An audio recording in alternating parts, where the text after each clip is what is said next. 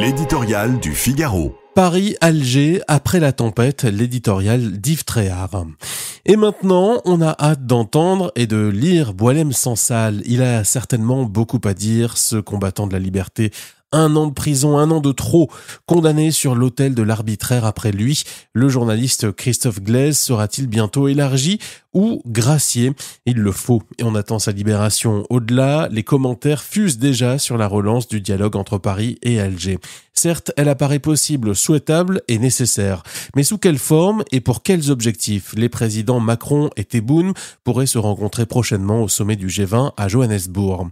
Il est urgent, dit-on, de renouer le lien crucial qui unit les deux pays. C'est oublier que, côté français, où vivent quelques 5 millions de personnes de nationalité ou d'origine algérienne, les requêtes restent les mêmes. Elles ne peuvent être l'otage d'aucun ressentiment adverse. Outre la bonne coopération des services de renseignement contre le terrorisme, les questions d'immigration et de sécurité sont centrales.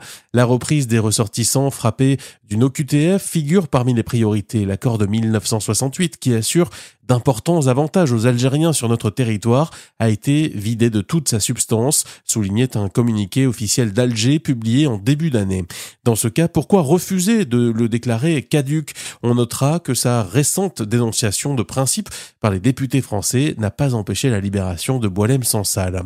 On ne demande pas au pouvoir algérien de faire table rase de l'histoire, mais de laisser les canonnières au port. Il a longtemps dû sa survie à la revente des hydrocarbures et à celle de l'anticolonialisme, faisant de la France la responsable de tous les maux du pays.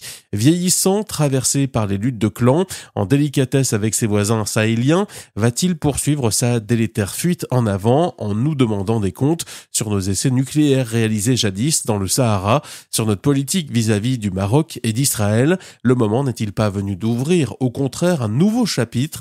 Souhaitons que la libération de Boualem Sansal et celle espérée de Christophe Glaise en soit la première page, une étape nécessaire mais pas suffisante.